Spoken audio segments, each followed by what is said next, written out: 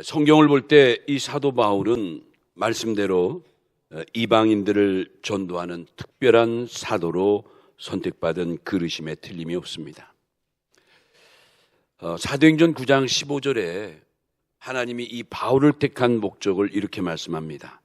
이 사람은 내 이름을 이방인과 임금들과 이스라엘 자손들에게 전하기 위하여 택한 나의 그릇이라. 이 말씀대로 정말 이 바울이 이 부활하신 예수님의 손에 붙들린 바 되고 정말 전 세계에 그리스도의 복음을 전하는데 한평생을 바치는 거룩한 삶을 살아갑니다. 사도 바울의 행적을 우리가 그의 서신과 사도행전을 통해 보면 이 사도 바울은 제3차 세계 전도 여행을 다녀오게 됩니다.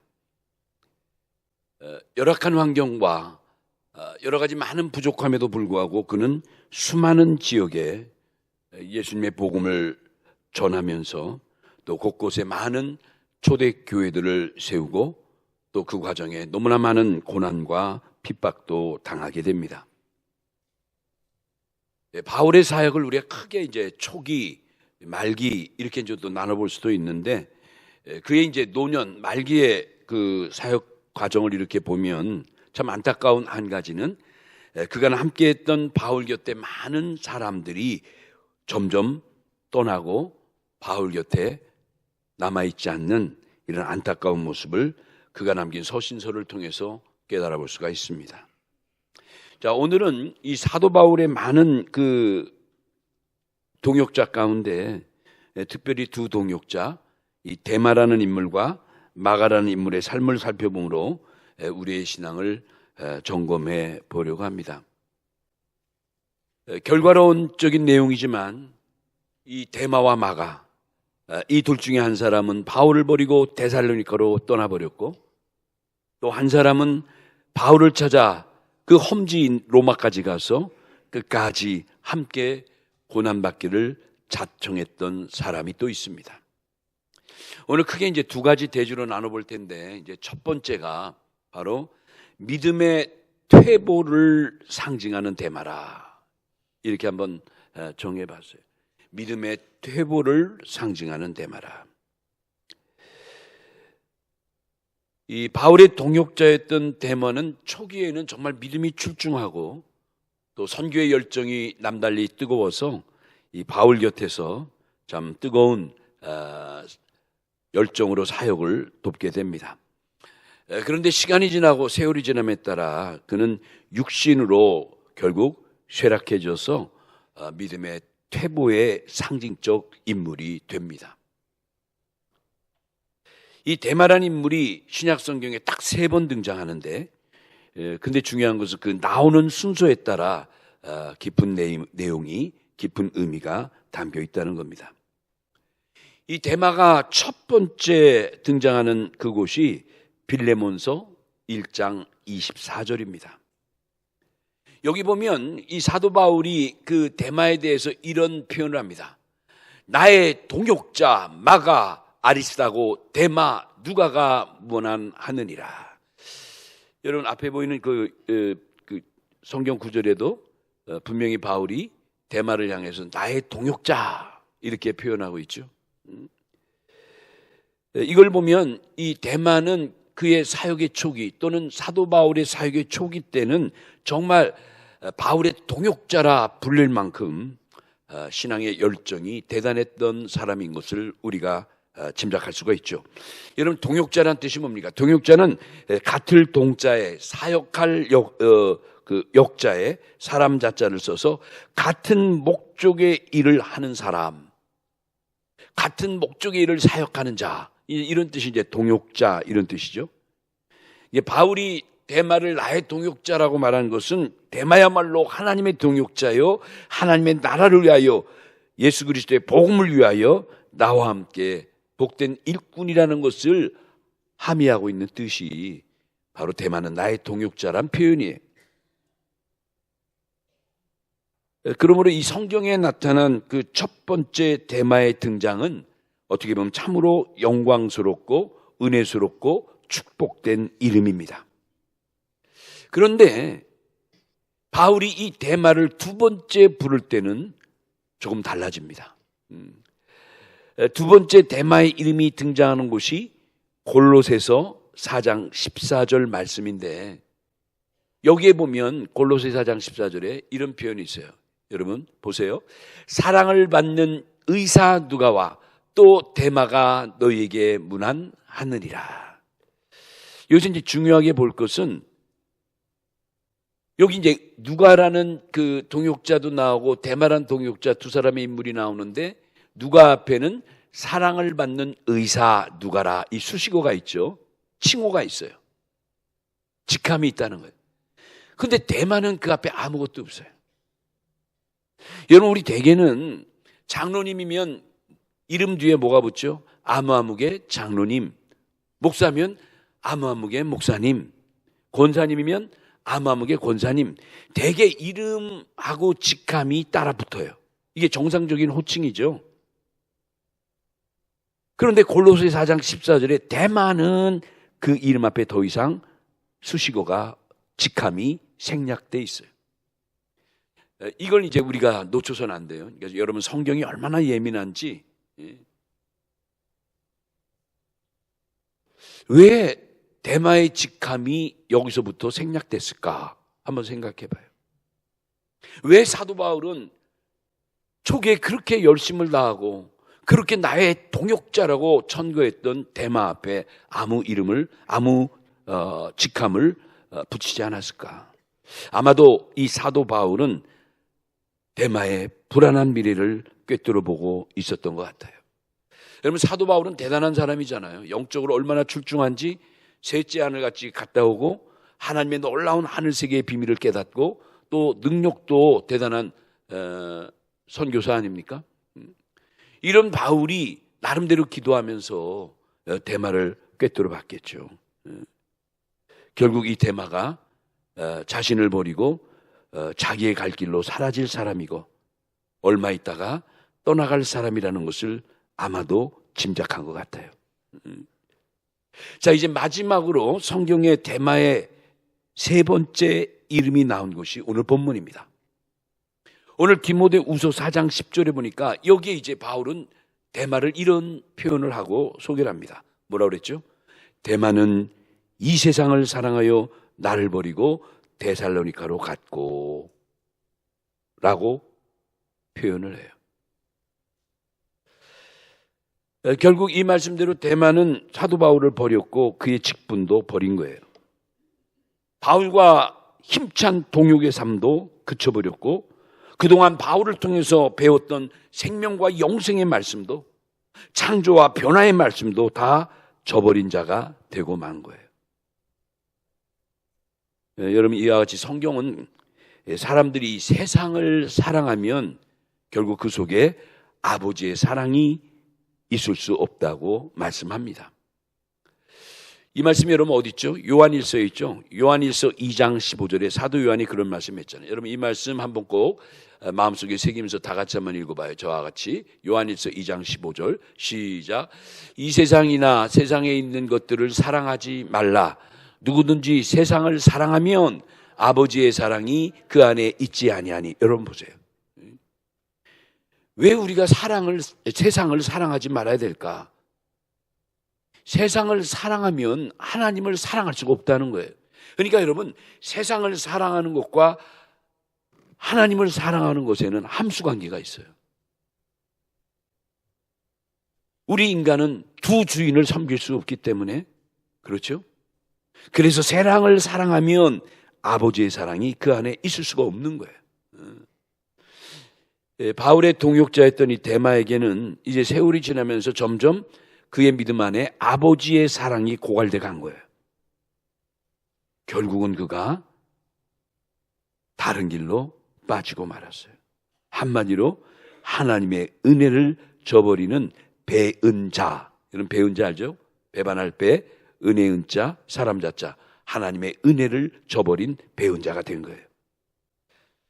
그래서 바울은 너무나 안타깝지만 그 디모데후서 4장에서 데마를 이렇게 평가하는 거예요.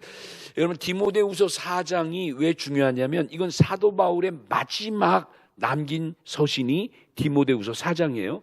그래서 디모데후서 4장의 별명이 바울의 유언장이라고도 불러요.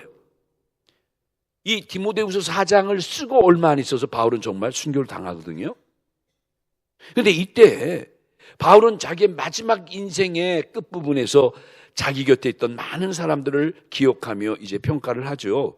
그중에 데마에 대해서 그렇게 말한 거예요. 데마는 세상을 사랑하여 나를 버리고 간 사람이다. 참 안타깝고 참 바울의 마음이 얼마나 아팠을까는 것을 이 구절을 읽으면서 느껴볼 수가 있습니다. 그동안 바울과 함께 나누었던 선교의 열정, 또 미래의 비전이 이제 데마의 마음에는 있지 않은 거예요. 나이가 점점 많이 들어가고 로마 감옥에 이렇게 죽어가고 있는 노사도 바울에게 데마는 더 이상 그가 필요치 않았을지도 몰라요. 여러분, 이와 같이 데마가 바울을 떠나 데살로니가로 가게 된 것이 무엇 때문이라고 바울은 파악하죠? 바울은 왜 그가 나를 떠났다고 말하죠? 오늘 이 본문에 보니까 나를 버리고 데살로니가로 간 이유가 뭐라 그랬어요? 그 앞에 데마는 뭘 사랑하여? 이 세상을 사랑하여 나를 버렸다고 그랬어요. 조금 전에 말씀드렸듯이 세상을 사랑하면 우리 마음속에 신앙은 오히려 점점 고갈되어진다는 거 말씀드렸죠. 근데 안타까운 것은 이 데마가 바울을 떠나되 세상을 사랑했기에 이 바울이 가는 길, 믿음의 길, 선교의 길을 떠났지만 아쉬운 것은, 안타까운 것은 그가 떠나되 가만히 떠나지 않았다는 거예요. 문헌에 의하면 이 데마는 아예 공개적으로 바울 곁을 떠난 거예요. 공개적으로 떠났다는 거 주의하세요. 주목하세요. 그래서 이 데마는 그동안 알았던 많은 친구들이나 이웃 사람들에게 이 내용을 다 그냥 뭐라 그럴까?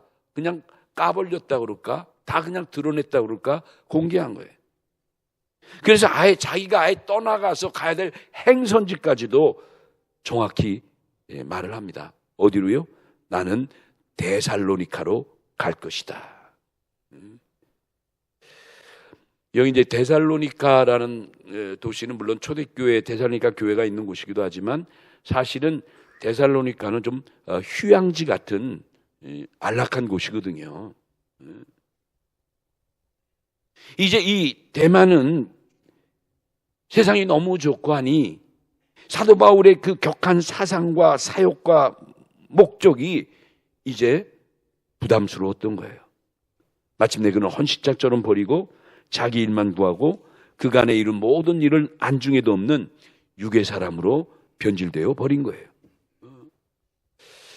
빌립보 2장 21절에 이런 말씀이 있습니다. 빌립보 2장 21절에 그들이 다 자기 일을 구하고 그리스도 예수의 일을 구하지 아니하되. 여러분, 이 말씀 보세요.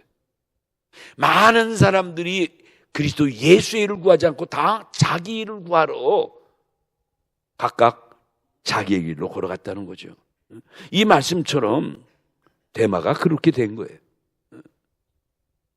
근데 이 데마는 장소만 바울을 떠난 게 아니라 영적으로도 신앙적으로도 완전히 떠나버린 거예요. 이런 그 데마의 행보에 대해서 이제 우리 많은 성경을 연구하거나 또 설교하는 우리 목회자들은 그렇게 평가를 합니다. 데마는 이제 하나님의 영광을 위한 고난보다도 인간의 안일함을 선택한 것이다. 미래의 소망보다는 현실을 붙잡은 것이다. 예수 그리스도의 십자가의 고난의 길보다는 자기의 유익한 길을 선택한 것이다. 자기 자신을 너무 사랑하여 예수 안에 있는 보이지 않는 성공보다는 예수 밖에 성공과 안락과 성공을 추구하려 간 것이다. 그래서 바울을 버리고 휴양지 데살로니가로 내려갔다고, 사라졌다고 그렇게 보는 거예요. 여러분, 당시의 로마는 어떻게 보면 기독교 신앙의 격전지죠. 로마 제국의 심장부면서도 바로 그곳이야말로 우리 기독교를 가장 적대시하고 또 박해하는 이런 박해의 중심지였지 않습니까?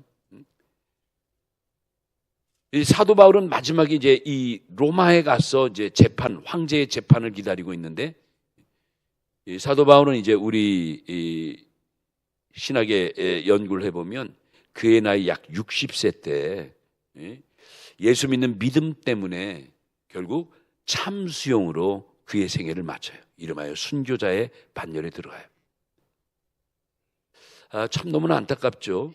나이 한 60세쯤에 목이 잘려서 그 자리에서 순교당하는 이 거룩한 죽음을 맞게 됩니다. 들리는 말은 지금도 그 사도 바울의 떨어진 머리가 3번 튕겼다고 그래요. 근데 튕겨진 그 바닥에 움푹 파여가지고 지금도 벌겋게 핏자국이 느낄 수 있을 정도로 돼 있다라고 이제 여러분 성지순례 가면 가이드들이 그렇게 설명을 하죠. 자, 두 번째 인물인데, 두 번째, 믿음의 진보를 상징하는 마가라. 믿음의 진보를 상징하는 마가. 대단히 대조적인 표현이죠. 앞에 일대지는 믿음의 퇴보를 상징하는 대마라면, 두 번째 인물은 오히려 믿음의 진보를 상징하는 마가라. 진보라는 게 뭐죠? 뭔가 앞으로 나가고 성장한 걸 말하는 거죠. 이 사도 바울을 따르던 또 한 사람의 동역자가 다름 아닌 마가예요. 마가.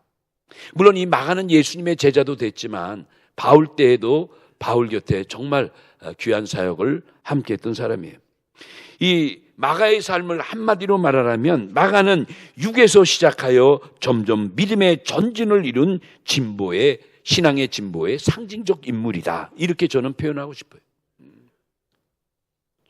마가는 로마식 이름이라면 마가의 히브리식 이름은 요한이에요. 그러니까 어떨 때 보면 이 마가가 요한이란 이름으로 대신 나와서 성경 볼 때 좀 혼동되는 수도 있어요. 또는 이 마가를 마가 요한 또는 요한 마가 이렇게도 이제 부르기도 해요. 이름이 로마식이 있고 히브리식이 있다 보니까. 중요한 것은 이 마가가 이 사복음서에 마가복음을 기록하고 또 예수님의 12제자 중에 사실은 가장 넉넉한 집안의 출신의 제자예요. 예수님의 제자들은 되게 가난하잖아요. 또 아무것도 없는 갈릴리 바다 어부 출신들이고 뭐 낯 놓고 기억자도 모르는 일자 무식쟁이들이고 뭐 그런 좀 왠지 결격 사유가 많은 사람들이 대부분인데 특히 이 마가만큼은 그러지 않았어요. 여러분 사도행전에 보면 사도행전 12장 12절 같은 데 보면 이 예루살렘의 중심지에 이 마가의 어머니의 소유의 커다란 다락방을 소개하는 걸 볼 수가 있습니다. 이 다락방이 사도행전 시대 때 또는 신약 성경에 대단히 중요한 의미를 갖고 있는 다락방이에요. 흔히 마가의 다락방 그러죠? 바로 이곳에서 예수님은 12제자와 성만찬도 하고 이곳에서 12제자 많은 성도들이 성령을 기다리고 예수님의 약속을 지켰던 장소고 마침내 오순절 성령 강림이 함께했던 현장이 바로 마가의 다락방이에요. 이 말씀이 마가복음 14장 12절에서 16절이나 사도행전 2장 1절에서 4절에 자세히 나와 있어요. 이러니 마가가 예수님이 이제 십자가의 죽음을 눈앞에 두고 로마 군인들에게 체포를 당할 때 우리 고난 주간에 늘 살펴보죠. 이때 이 마가도 사실 주님 곁에 있었어요. 그런데 그렇게 믿었던 주님이 너무도 무기력하게 체포당하고 끌려가고 하고 여러 가지 가해를 받을 때 이 마가가 너무 놀라고 겁을 먹고 두려움에 빠지게 돼요. 그래서 그 마가는 자기 몸에 두르고 있던 담요를 벗어 던지기까지 하면서 알몸으로 도망쳐버린 비겁한 자가 됩니다. 이 모습이 마가복음 14장 51절에서 52절에 나와요. 두려움의 나머지 겉에 걸치고 있던 담요도 던져버리고 세상에 많은 사람들한테 창피도 무릅쓰고 알몸으로 주랭랑을 놓은 이런 자가 된 거예요. 그런데 이런 마가가 나중에 이제 사도 베드로가 옥에 갇히게 됐을 때 그래도 베드로가 갇혀 있는 그 감옥까지 찾아가서 그의 곁에서 몸종 노릇을 하고 온갖 어려운 심부름을 다하며 베드로를 섬겼던 동역자 역시 마가예요. 이때 이 베드로에게 마가는 참 많은 것을 배웁니다. 베드로는 또 이때 자기를 끔찍히 이렇게 도와주고 함께하는 그 마가에게 놀라운 하나님 말씀의 비밀을 많이 대줍니다. 말씀으로 가르치고 놀라운 천국 세계에 대한 비밀을 많이 대줬어요. 그래서 나중에 이 베드로는 마가를 향해서 이런 말이에요. 내 아들 마가야. 베드로는 그 마가를 자기의 믿음의 아들로 인정했어요. 이 말씀도 역시 베드로전서 5장 13절에서 내 아들 마가라는 표현을 해요. 서두에도 말씀드렸지만 이 마가는 이 다른 제자와 달리 좀 넉넉하고 부유한 가정에서 태어났죠. 그리고 그의 어머니의 믿음도 훌륭했어요. 이 어머니의 그 덕을 입어서 이 마가는 사도 바울의 1차 전도 여행 때 많은 물질도 바울에게 기증하고 친히 마가가 바울의 세계 전도 여행 1차 때에 가담해서 함께 떠납니다. 아마도 바울은 이 마가의 등장에 너무나 큰 기쁨을 얻고 마치 정말 100만 대군을 얻은 것처럼 바울에게는 큰 힘이 되었던 게 마가였어요. 정말 그 전도의 세계 전도의 큰 꿈을 갖고 바울은 마가를 데리고 많은 일행과 함께 드디어 전도 여행을 떠났는데, 그런데 소아시아 내륙 중부를 지내 그 고원 지대를 통과할 때 그만 이 마가가 영문도 모르게 바울에게 인사도 없이 그 전도대의 일행에서 이탈해서 도망가 버렸어요. 여러분, 이게 있을 수 있는 일입니까? 사도 바울이 그렇게 기대하고 또 자기도 그 바울의 전도여행에 투신해서 몸뿐 아니라 물질도 시간도 모든 걸 다 함께 하겠다고 다짐했던 이 마가가 그만 중간에 쥐도새도 모르게 도망쳐버렸어요. 결국 그 예루살렘에 있는 어머니의 집으로 주랭랑을 놓은 거예요. 왜 그랬을까? 아마도 이 마가가 좀 부유하게 살고 이러다 보니까 정말 이 사도 바울과 함께 세계 전도여행 때 너무나 힘들고 어렵고 벅차고 버겁고 부담스러워서 아마 그가 몰래 주랭랑을 친 것 같아요. 여러분, 이 내용이 사도행전 13장 13절 이하에 나옵니다. 이 일 때문에 그의 어머니도 실망했고 또 삼촌되는 선교사 바나바도 너무너무 실망한 거예요. 여러분, 이 바나바는 이 사도 바울과 함께 바울의 가장 측근의 동역자 아닙니까?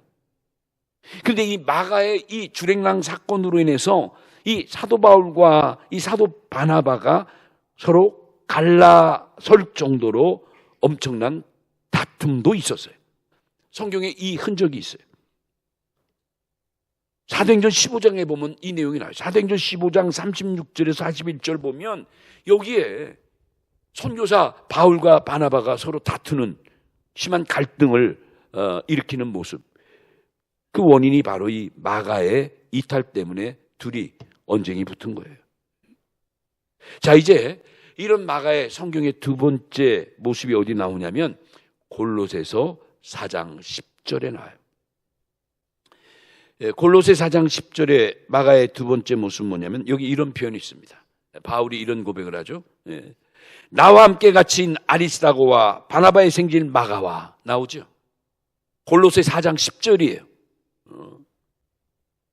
여기 뭐라고 표현하고 합니까? 나와 함께 갇힌 바나바의 생질 마가라. 골로새 4장 10절이에요. 뭐란 표현이에요? 바울이 마가는 지금 나와 함께 복음을 위하여 갇혀있는 자라고 표현한 거예요. 1차 여행 때는 바울을 버리고 도망간 자였지만 이 2차 여행 때는 다시 선교사 바나바와 함께 동행하면서 바울에게 이렇게 많은 그 감동을 줬던 거예요. 다시 말하면 이 마가는 자기의 과거를 회개하고 새롭게 거듭났다는 것을 알 수가 있죠. 그래서 이 빌레몬서에 보면 빌레몬서 1장 24절에 결국 바울은 마가는 나의 동역자라는 영광스러운 칭호를 얹어줍니다. 이 마가가 위대한 사도 바울의 동역자라는 호칭까지 받게 돼요. 이런 얼마나 놀라운 변화예요. 정말 마가야말로 처음 모습에 비해서 엄청난 발전이요, 승격이요, 정말 믿음의 진보를 이룬 자라고 말할 수 있죠.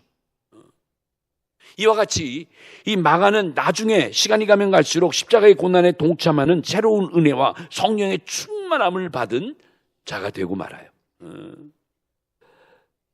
이제 마지막 세 번째 마가의 등장에 우리가 정말 감동을 받게 되는데, 마가는 바울의 마지막 말기 순교의 직전에 있어서 없어서는 안 될 너무나 중요한 필수 불가결의 인물이 되게 됩니다. 이 말씀이 오늘 본문 디모데후서 4장 11절에서 14절에 그 말씀이 나와요. 특별히 디모데후서 4장 11절에 보니까 바울이 뭐라고 말했죠?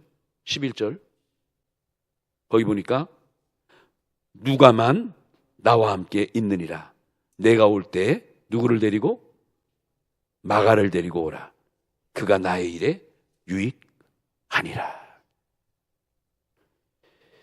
디모데후서 4장 11절 자막 보이나요? 자막 나오나요? 디모데후서 4장 11절 여기 보니까 바울이 그렇게 말한 거예요. 너가 올 때 마가를 꼭 데려와라. 이 마가는 나의 일에 유익한 자니라. 이 말할 때가 이제 바울은 얼마 안 있어서 순교를 당할 그때거든요.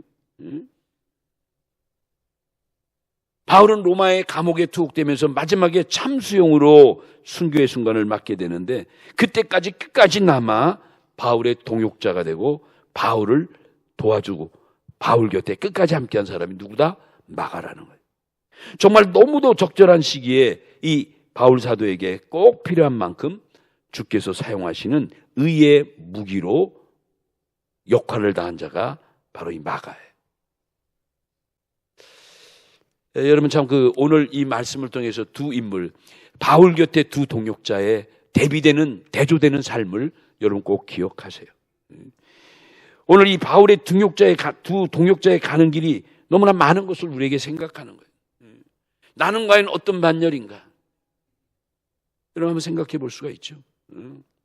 이제 우리가 신앙생활하고 교회 다닌 지 또 말씀 받은 지 벌써 이제 30년이 되고 40년, 50년이 되고, 참 세월이 어느덧 그렇게 많이 흘렀어요. 어제 서울에서 결혼식이 있어서 제가 가서 주례를 하게 되는 기회가 돼서 바쁘지만 그래도 갔다 왔는데, 그 결혼식에서 참 많은 예전에 장로님들, 권사님들, 또 우리 동기들, 또 많은 목사님들 이렇게 만나게 됐어요.